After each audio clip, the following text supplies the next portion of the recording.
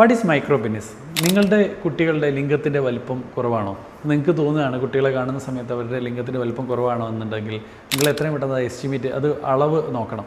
പലപ്പോഴും ബെറീഡ് പെന്നീസൊക്കെ വളരെ കോമൺ ആണ്. കുട്ടികൾക്ക് ഒബിസിറ്റി അല്ലെങ്കിൽ അമിതഭാരം ഉള്ളതുകൊണ്ട് നമുക്ക് പെട്ടെന്ന് കാണുമ്പോൾ കുട്ടികളുടെ ലിംഗത്തിൻ്റെ വലിപ്പം കുറവാണെന്നുള്ള രീതിയിൽ തോന്നാം.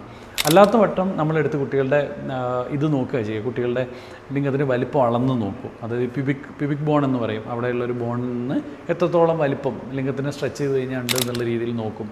മൈക്രോ പെന്നീസ് എന്ന് പറയുന്നത് -2.5 സ്റ്റാൻഡേർഡ് ഡിവിഷൻ സ്കോറിന് താഴെയായിട്ട് പെന്നീസിൻ്റെ വലിപ്പം വരുന്നതാണ്. ഇപ്പോൾ ജനിച്ചൊരു കുട്ടിക്കാണ് 2 to 2.2 സെൻറ്റിമീറ്റേഴ്സിന് താഴെയായിട്ട് വലിപ്പം വരികയാണ്.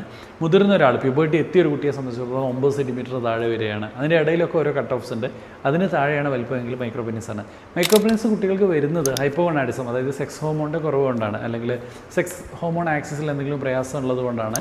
ചില ആളുകൾക്ക് സെക്സ് ഹോർമോണുകളിലേക്ക് നയിക്കുന്ന ചില എൻസൈം ഡെഫിഷ്യൻസീസ് ഒക്കെ കുട്ടികൾക്ക് ജനിതക പ്രശ്നങ്ങളുടെ ഭാഗമായിട്ടുണ്ടെങ്കിലും മൈക്രോ പെന്നീസ് ഉണ്ടാവാം. അപ്പോൾ മൈക്രോ പെന്നീസ് അതിൻ്റെ അണ്ടർലൈങ് ആയിട്ടുള്ള വലിയൊരു അസുഖത്തിൻ്റെ ഒരു ടിപ്പ് ഓഫ് ഐസ്ബർഗ്, ഒരു ഐസ്ബർഗിൻ്റെ ടിപ്പ് പോലെ എന്ന് പറയുന്ന പോലുള്ള ഒരു അവസ്ഥയാണ്. അത് കൃത്യമായിട്ട് ഇവാലുവേറ്റ് ചെയ്യണം. എന്തെങ്കിലും പ്രയാസം ഉണ്ടെന്നുണ്ടെങ്കിൽ കുട്ടികളെ ചികിത്സിക്കണം, അല്ലെങ്കിൽ കുട്ടികൾക്ക് കൃത്യമായ കൗമാരം അല്ലെങ്കിൽ കൗമാരത്തിലുള്ള ചേഞ്ച് വന്നുകൊള്ളണമെന്ന് ഇല്ല. Thank you. Stay healthy. Follow for more.